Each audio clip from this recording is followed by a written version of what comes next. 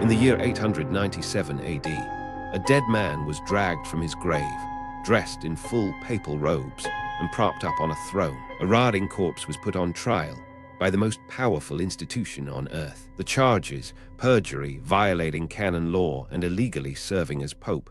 The defendant could not speak, could not move, could not defend himself, because he had been dead for 7 months. And the man who ordered this grotesque spectacle, the sitting pope himself. Dead pope on trial. This is not fiction. This is not a horror movie.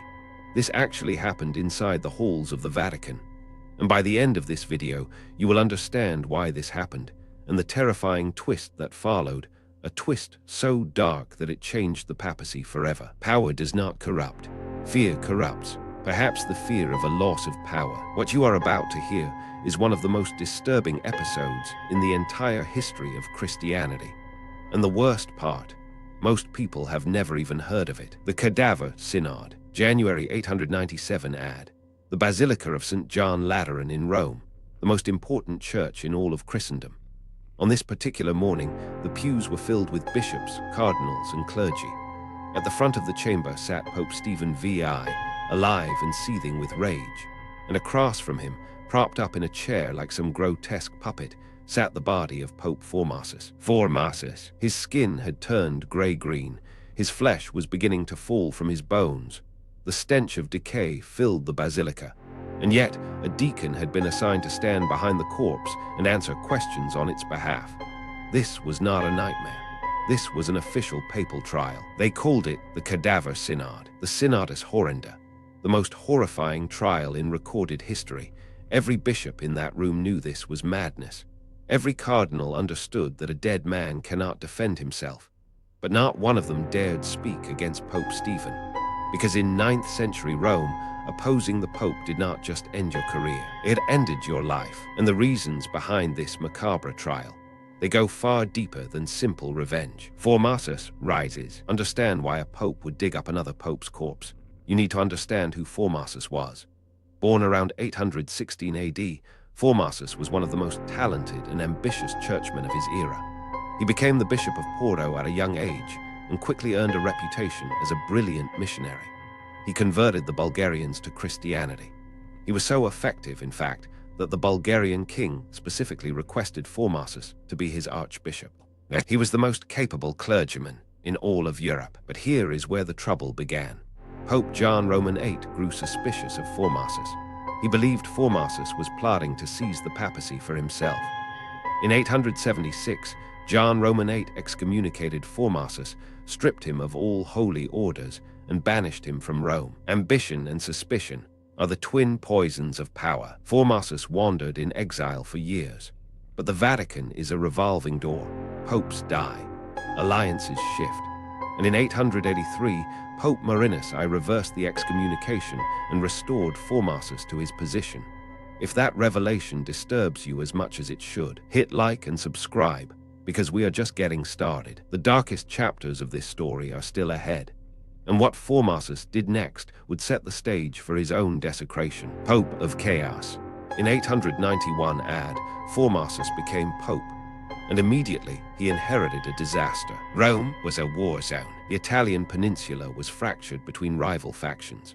The powerful house of Sparleto, led by Duke Guy and later his son Lambert, had muscled their way into controlling the papacy. They had forced the previous pope to crown Lambert as Holy Roman Emperor. Formasus despised them. He saw the Spoltans as thugs using the church as a political puppet. So he made a decision that would haunt him beyond the grave. He secretly invited Arnulf of Carinthia, the king of the East Franks, to march on Rome and overthrow the Spoltans. Secret alliance, deadly stakes. Arnulf came. He conquered Rome, and Formasus crowned him as the new Holy Roman Emperor, effectively declaring Lambert's coronation invalid. He chose the most dangerous enemy in Europe as his ally. This was a declaration of war against the most ruthless political family in Italy. But Formasus believed God was on his side. He believed he was saving the church. He was wrong, because in 896 AD, Formasus died suddenly of a stroke, and with him died the only protection standing between his legacy and the vengeance of the Spoltans. What came next makes this look like a minor disagreement. Stephen's revenge. After Formasus died, chaos erupted. 2 popes came and went in a matter of months. Boniface VI lasted only 15 days before dying of gout. Then came Stephen VI, and Stephen was a Spolton puppet. Lambert of Sparleto and his mother Agiltrude had handpicked Stephen for one purpose: to destroy the legacy of Formasus completely, to erase him from history, to prove that every act Formasus had performed as pope was illegitimate. But simply condemning a dead pope's decisions was not dramatic enough for the Spoltons. They wanted a spectacle. They wanted humiliation on a scale that would terrorize anyone who ever dared challenge their power again. Revenge is never about justice. It is always about sending a message. And so Stephen VI ordered the impossible. He commanded that the body of Pope Formasus be exhumed from its tomb in St. Peter's Basilica, that the rotting corpse be dressed in full papal vestments, that it be seated on a throne in the Lateran Basilica, and that it stand trial for crimes against the church. The dead would be judged by the living. The bishops were horrified, but they obeyed, because the alternative was to join Formasus in the ground. And trust me, what happened inside that courtroom is even worse than you are imagining. The trial begins. Now, what I am about to describe sounds impossible, but every detail has been recorded by multiple historians of the era. The corpse of Formasus sat in the papal throne, dressed in the sacred vestments of the papacy. His dead eyes stared at nothing. His jaw hung open. The smell was so overpowering that some accounts say clergy held cloths to their faces throughout the proceedings. Pope Stephen screamed accusations at the corpse. He paced back and forth, his voice rising to a shriek, demanding answers from a body that could not speak. A teenage deacon, trembling with fear, stood behind the throne and was forced to answer on behalf of the dead pope. The charges were specific. Formasus had violated canon law by transferring from the Diocese of Porto to the Diocese of Rome. He had committed perjury by accepting the papacy despite his earlier excommunication, and he had illegally ordained bishops and priests, guilty of everything. The outcome was never in question. The trial was a performance. The verdict had been written before the corpse was even exhumed. Formasus was found guilty on all charges, but the punishment is what turned this from a grotesque trial into something that would echo through centuries. And what Stephen did to that body still makes historians shudder. Body desecrated. Stop and think about this for a second. A sitting pope just convicted a dead pope in a mock trial. And now came the sentence, damnatio. First, Stephen declared that all of Formasus's papal acts were null and void. Every bishop he had ordained was stripped of their position. Every decree he had signed was invalidated. Decades of church governance were erased in a single afternoon. Then came the physical punishment. Stephen ordered the papal vestments torn from the rotting body. He ordered the 3 fingers of Formasus's right hand, the fingers used for papal blessings, to be hacked off. They mutilated a corpse inside the holiest church in Christendom. But Stephen was not finished. He ordered the body dragged through the streets of Rome and thrown into a common grave reserved for foreigners. But even that was not enough for his rage. Days later, Stephen had the body dug up again and hurled into the Tiber River. A pope's body, tossed into a river like garbage. Those whom the gods wish to destroy, they first make mad. The people of Rome watched in stunned silence. They had seen political violence before. But this was something entirely different. This was madness wearing a papal crown. And here is where the story takes a turn that nobody saw coming. The body returns. Here is where the story takes a dark turn that even Stephen could not have predicted. After Formasus's mutilated body was thrown into the Tiber, something strange happened. A monk reportedly found the body washed up on the riverbank, and then the rumors started. People claimed the body of Formasus was performing miracles. Sick people who touched the corpse were said to be healed. Visions appeared near where the body was found. Whether you believe in miracles or not, what matters is that the Roman people believed, and they were already turning against Stephen. The cadaver synod had not inspired fear as Stephen intended. It had inspired disgust. Fear turned to rage. The clergy who had been forcibly defrocked by Stephen's decree were furious. The common people saw the trial as blasphemy. Factions within the Vatican began plotting against Stephen, and an earthquake struck Rome shortly after the trial, damaging the Lateran Basilica itself. The people interpreted this as divine judgment. When you desecrate the dead, even God takes notice. Stephen had wanted to erase Formasus from history. Instead, he had turned a dead pope into a martyr. But what happened to Stephen himself? That is where the true horror of this story reaches its peak. Stephen's downfall. If you thought that was disturbing, you are not ready for this. Within months of the Cadaver Synod, a popular uprising erupted in Rome. The people had had enough. Armed mobs stormed the papal residence. They seized Pope Stephen VI, stripped him of his vestments, and threw him into a prison cell. Imprisoned, the man who had put a corpse on trial was now rotting in a dungeon. And then, in the summer of 897 AD, someone entered Stephen's cell and strangled him to death. The Pope who judged the dead was murdered in his own prison. No trial, no ceremony, no burial with honors.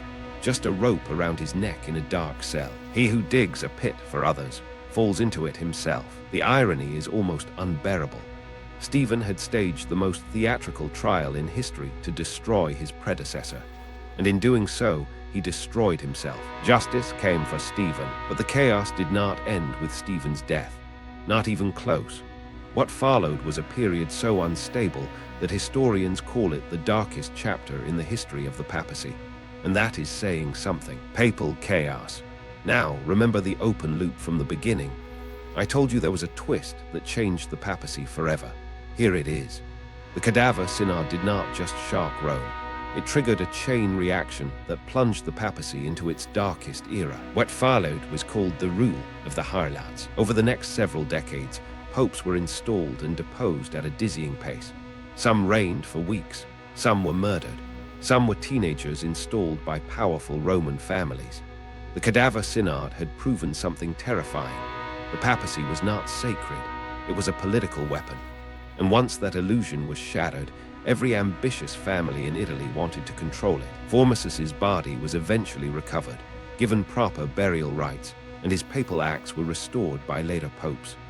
Stephen's Cadaver Synod was officially condemned, and in a final act of poetic justice, the Church eventually passed a law explicitly forbidding the trial of dead people. 1. Formasus was rehabilitated and restored. 2. Stephen's trial was declared invalid. 3. Trials of the dead were permanently banned. 4. The Spolton faction collapsed within years. They literally had to write a law saying you cannot put a corpse on trial, because one pope actually did it.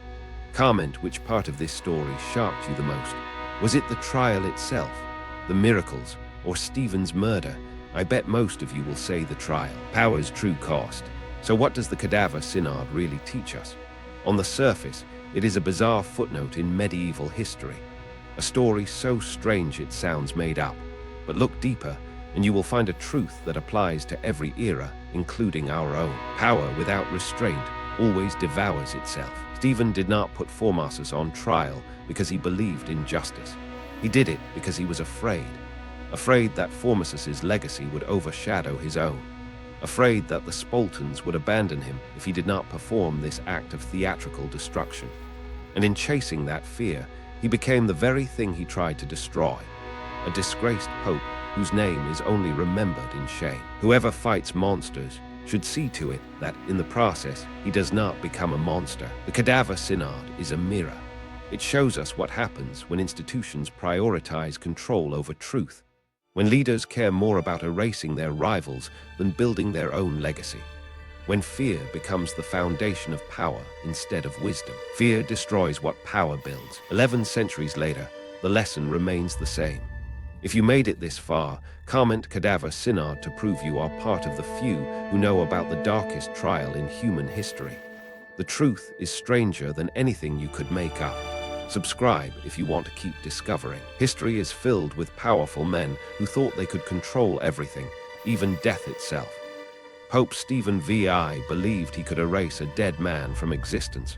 Instead, he erased himself. The only thing we learn from history is that we learn nothing from history. The Cadaver Synod stands as one of the most disturbing reminders that unchecked power does not just corrupt. It consumes, it blinds, and eventually it destroys the very people who wield it. Remember the dead pope. The next time someone tells you that truth and justice always prevail, remember this story. Remember that a dead body was dressed in robes and screamed at by a pope. And remember that the people who witnessed it were too afraid to speak until they were not. That is the real lesson. Silence has an expiration date, and when it expires, the reckoning comes for everyone. If your brain is as blown as mine right now, hit subscribe, because next time it gets even crazier.